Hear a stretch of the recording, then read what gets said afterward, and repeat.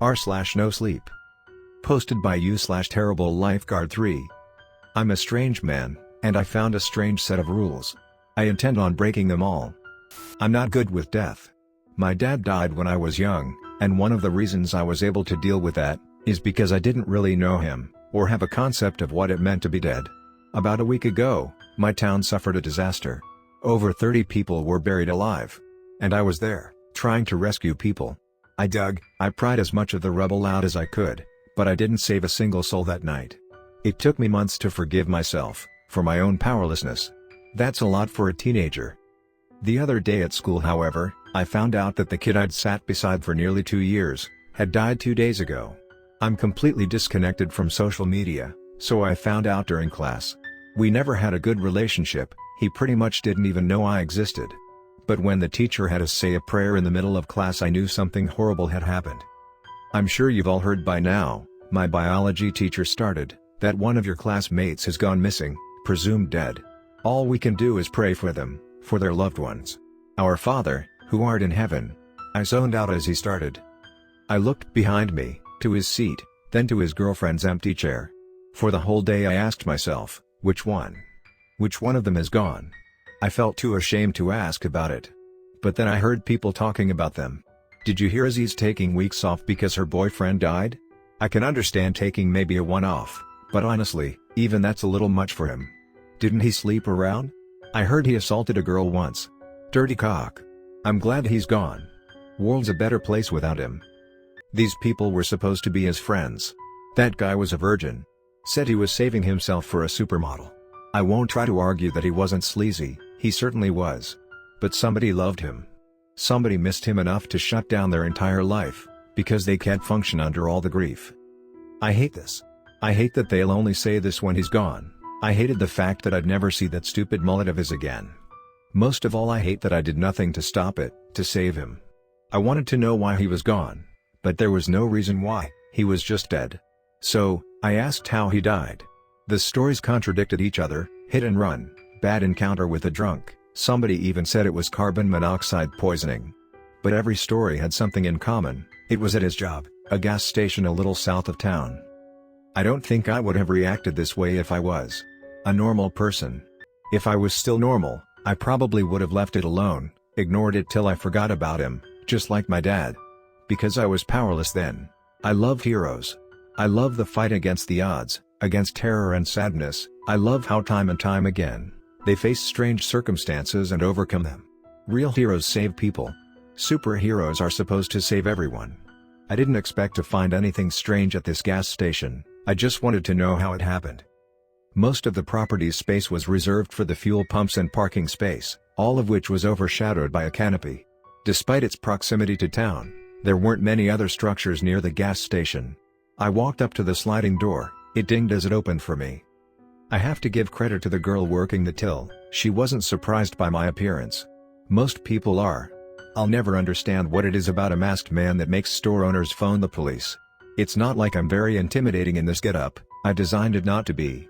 I scanned the store's 5 aisles, each row small enough to see over, small enough for natural light from the wall of windows to illuminate the bleached wall on the opposite side of the store.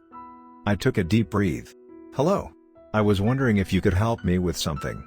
Ignoring my bright green costume, she asked, diesel or petrol? I shook my head. A friend of mine died here, and I'm wondering how exactly. I didn't expect anything to come of this. I didn't think I needed to do this in my suit, it just feels right. It makes me feel like I can handle whatever gets thrown at me. She made a chick sound through her teeth. You're going to have to be a bit more specific. My friendly smile fell. Do many of your employees? I didn't feel like repeating the word. Yeah. During the night shift anyway. She couldn't see my eyebrows coming down, due to my eyes being covered by my mask. Is there somebody else I can talk to? She thumbed to the door behind the counter. The boss is in there now. Before she'd finished her sentence, she started to eat a packet of peanuts that was lying around. I tried to keep my cool. I reminded myself that she just worked here, it wasn't really her place to give out information on her co-workers anyway. I circled around the desk, and jigged the handle open. Inside was a thin storeroom, it couldn't be any more than 5 by 10 feet. Sitting rather uncomfortably to my left, On a collection of boxes was a rather sweaty man. I don't think he was obese, but I can understand why he'd be so flushed, in such a tight space, with all that unnecessary blubber. His eyes were wide before I'd even walked in. "Oh, Ella lad. Please take a seat." He held a flabby arm out, gesturing to a chair. I sat in it reluctantly. "Hello sir," I asked the girl at the till, but she wasn't much help. "A boy went missing here a while ago, one of your workers." I'd have said he went pale-faced, his expression matched the phrase, but his face was the same tomato red. He forced out a nervous pant. "Yes, but a lot of things happen at a gas station overnight, you'd be surprised how many people. Well, you know, it's dark. A country road. People go in home late at night. Not uncommon that day." He was even worse at this. "This week. 18 years old, brown hair, mullet. Presumed dead." These people's aloofness was getting to me now. "Oh." He reminisced. Yes, he had a shift tonight I think, and Tuesday, if memory serves." He jumped to change the subject. "Actually, I'm holding interviews now, for working his shift. Just the night shifts, day is accounted for." I don't suppose." There was a desperate air about him. He wrinkled his smooth head, thinking of something. "I'll tell you what. Only person who knows exactly what happened to him, is the girl on that shift. I can't legally give out her information, but you'll see her tonight. And while you're at it, how'd you fancy getting paid? Was he trying to bribe me? Is that what was happening here?" "I don't think that's necessary. I just want the truth," he blurted out. "Just for the night. I don't see any problem working one 9 to 5 shift, just one, not much point refusing if you're staying up that late anyway." You might have guessed, but nobody actually pays me to walk around at night, dressed in onesie. Money is very tight at the moment. I work one shift for you, and you tell me the truth? Clear cut." With a big grin on his face, he bobbed his head up and down. "Yes, of course. She'll explain everything." I waited there from 6 to 9. Sitting outside the shadow of the roof, until a short wave of rain came on, lasting little more than half an hour. Ireland, it's to be expected. I watched the grey sky above me slowly darken, as the sun set behind my back. Pretty soon, unnatural dull lights were cast down around the edges of the canopy. I'd say night is always creepier with light. If you're in the dark long enough, your eyes'll adjust eventually, but when you've got something shining in your eye, you're blind to everything else beyond that. You're left completely unaware. A nagging of the soul. Eventually my coworker showed up. She looked my age, but I later found out she was in her 20s. Her childish smile and freckles, not to mention her long curly hair, made her seem immature. "What's up with the cosplay?" Her initial comment made me uneasy. Not because it was a strange thing to say, because it was a normal thing to say. The owner and girl in the day shift didn't seem to bat an eye at how weird I was. I didn't think about it. "It's not a cosplay, it's a super suit." I got up to my feet and extended my hand. "My name is Shamrock. I'm looking forward to working with you."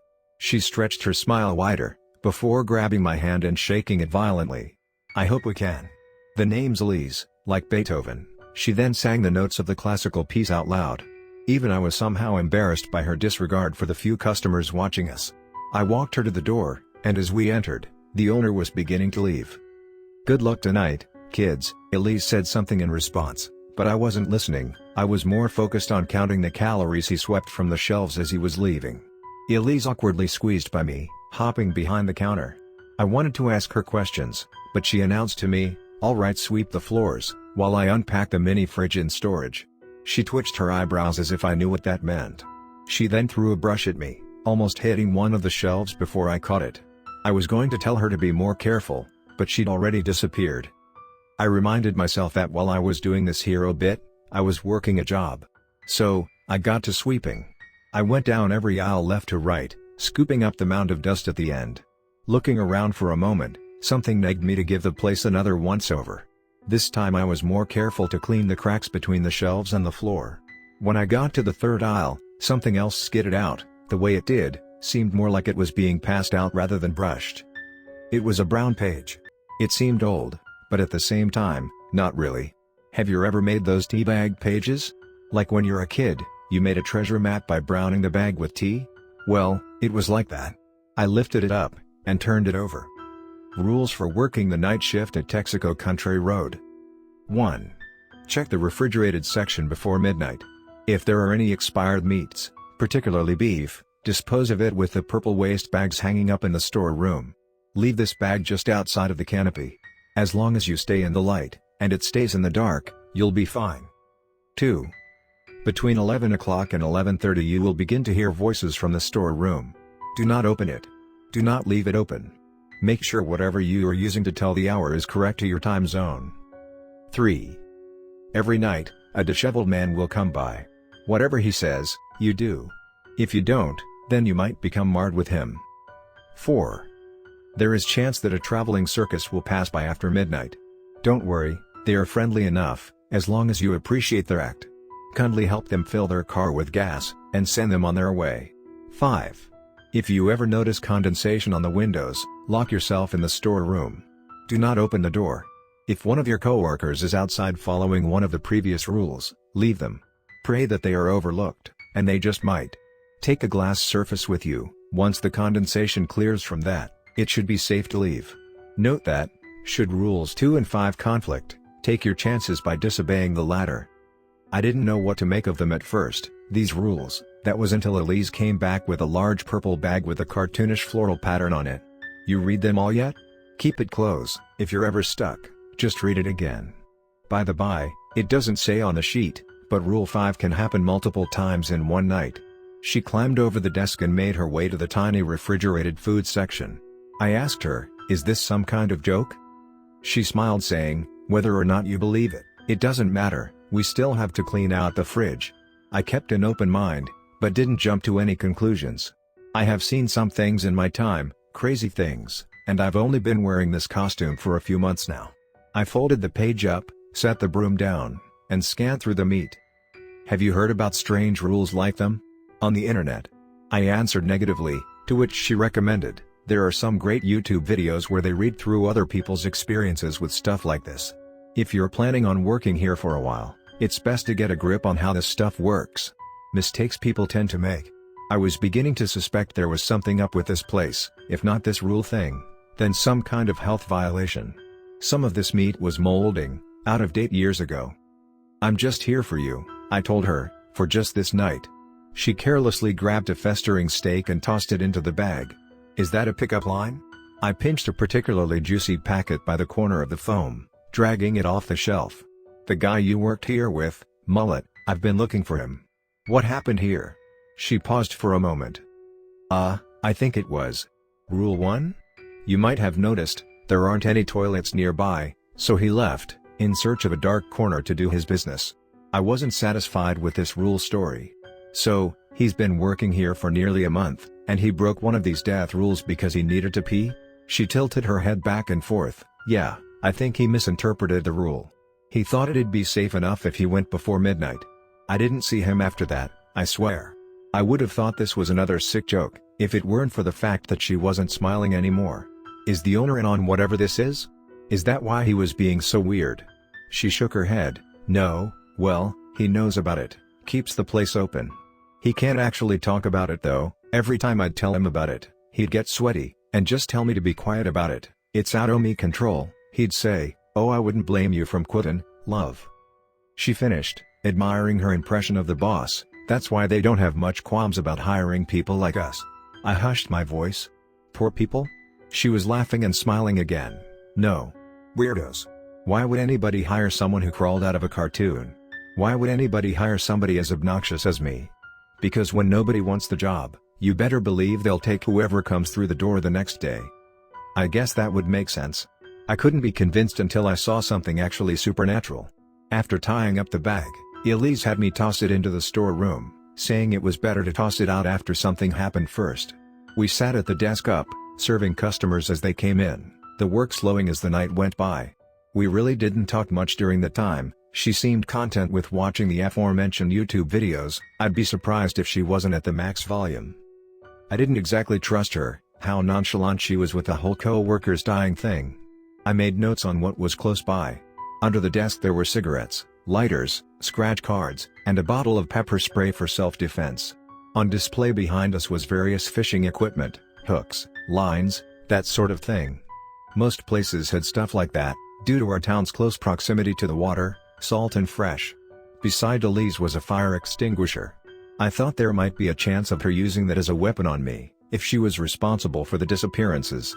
Though I doubt it would have been effective on me regardless. Again, the door dinged open and I shot a look over at it. All I can say is, now I know how the day shift girl must have felt. To say he was disheveled was a disservice. His scraggly beard didn't even look like hair, more like the whiskers on a catfish. The heavy coat he was wearing was tarnished green, blotted with mud and grim from head to toe. I never did get a good look at his face, his cap and beard blocked most of it. Yeah, it was strange on the opposite end of this for once, being the clerk and not the crazy. Elise skipped over after I gave her a tap. "Alright, watch and learn, greenhorn." She leaned over the counter and he halted his shambling. "Good afternoon, sir. Is there anything I can do for you today?" His breath was as thick as his musk. "Ah, love. Do you mind letting me see her? BRB, ease." She's had to do this so many times, that she understood what he was talking about, and acted before he could even finish. Before she did, she gulped, her face squirming a little. I slammed my hands in front of my eyes, to save her some decency. I was disturbed by how willing she was to do that. The man just giggled to himself, like a damn creature. Something like this has been happening for weeks, months, not even a mile from my door. After nearly a minute, he eventually shambled towards me, leaning over the counter. I pulled my hands away, and looked at his toothless grin, ready for whatever deplorable words would come crawling out of him. Can you give me a pop-up packet of CCC cigarettes?" Any while I didn't let him finish. "Go fuck yourself, you miserable bastard," I enunciated, the contempt clear in my voice. I noticed Elise step back in my periphery. His grainy skin contorted, I couldn't tell whether it was a grin or a frown. Something I could only describe as filth seeped from his nose, mouth, and pores. I had originally thought about just punching him, but thinking back on the rules, something told me getting marred was a bad thing. I flung my arm back, and grabbed the fire extinguisher, tearing it from the hook it was hanging on, then whipped it back into his temple. He crunched, and splattered, making both inhumane noises, and far more of that mire, as it began to spill out over the once bleached floor below. I watched it run through the cracks between tiles for what felt like an eternity. Eventually Elise grabbed me by my cape, tugging me. I looked back to see her standing on the shelf behind me. I didn't listen to what she said. I couldn't hear.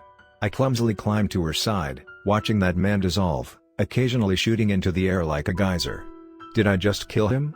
Did I just kill him? After the bubbling and the geysering stopped, I was snapped back to reality. Literally, Elise snapped her fingers in front of my face. I looked at her, and she said, "You're cleaning that up." I walked along the counter to the storeroom. Only after I opened it did I remember the second rule. Luckily, nothing happened. It was nearly an hour away. I brought back the mop, bucket, and some antibacterial wipes. She badgered me as I, a little out of it, wiped the floors. "So, are you actually a superhero? You lifted that thing like it was nothing, and you caved his skull in like it was paper mache." I ignored what just happened. Yes, I have superpowers. I'm strong. And I'm tough. She smiled wide and raised an eye. "That's all you're going to say? There's nothing else to say. I killed him." She was still giddy over discovering another supernatural thing, I guess. Or maybe she's always this hyper. "What's your origin story? Can I get powers? Can I be your sidekick? Your gal in the chair? Have you fought any super villains? What's with the cape? What's that tassel coming out of your head for? Do you work with the government? Against them? Have you ever?" "Shut it." I exploded. "I just killed someone. A disgusting, perverted old man, and I turned him to sludge. Now I'm cleaning him up. Like I spilled something on the carpet. None of your questions matter right now, do you hear me?" Her smile dulled, but she kept that childish look on her face. She pulled herself onto the counter, letting her legs dangle over the edge. "Listen, Shamrock, you don't know this, but narratively, these things aren't alive. 50% of the time it's some sort of phenomena spawning them in, or they're demons, and ghosts.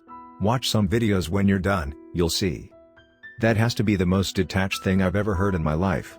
This isn't a creepypasta." She faked a frown. "It's a very specific formula." I dragged a free hand down my face, before wetting the mop again. "What if it's the other 50%? Then what?" She shrugged. "Then you got rid of a super freak, avenged your buddy, and did a pretty good job at cleaning this shithole." I scowled.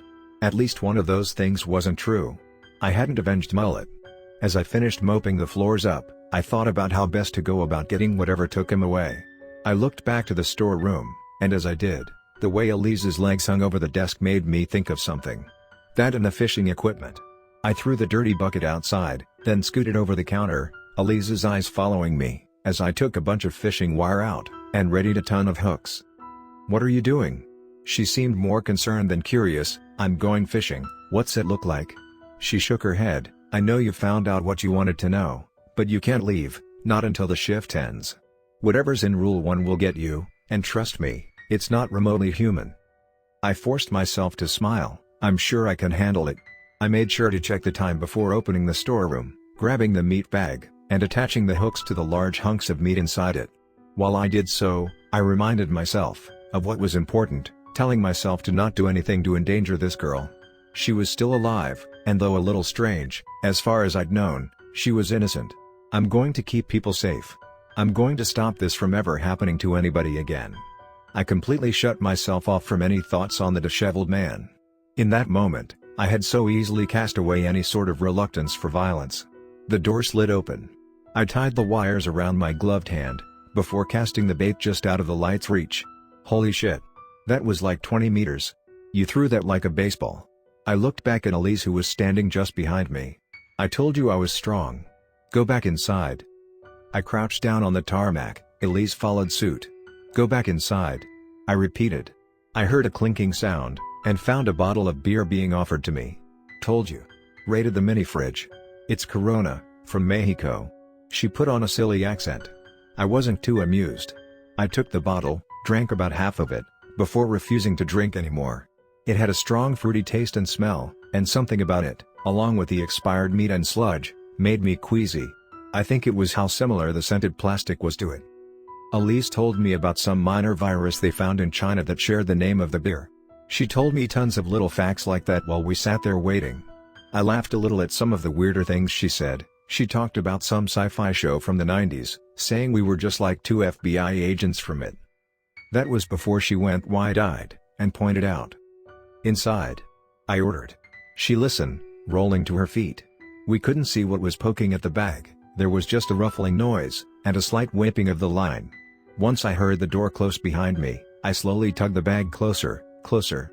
The first part of it I saw was two finger-like mandibles. As it stretched out for the bag, I could see rows of large molars facing inwards. Before they could take the bait, I pulled it hard, a few of the hooks coming undone. The bait was now set directly under the canopy. I ducked behind one of the pumps for cover, unraveling the wires as fast as I could. Its appendages slunk back into the shadow of night, and for a moment I thought it had lost interest.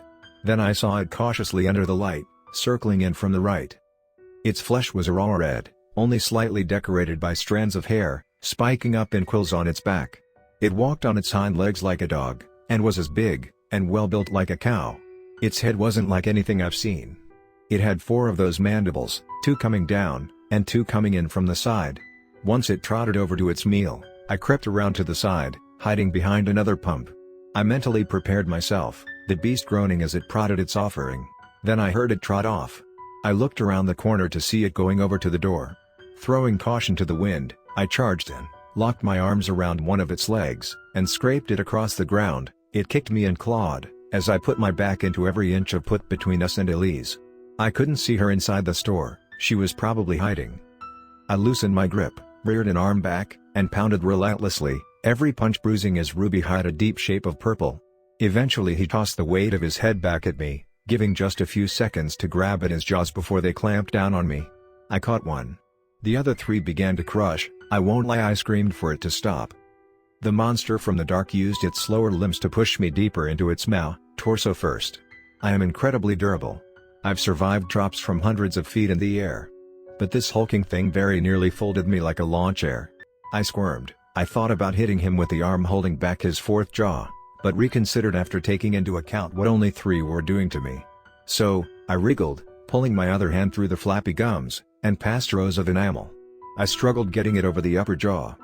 One thing that helped me get it out, was the thought that Mullet, and God knows how many other people, wouldn't have been given even as much. I have the power to change things for the better, to face adversity and evil, and I'm going to spend every second I can doing just that. I had one arm, the arm that had missed its catch. It was free, enough to hammer a hole in this thing's eyeless skull.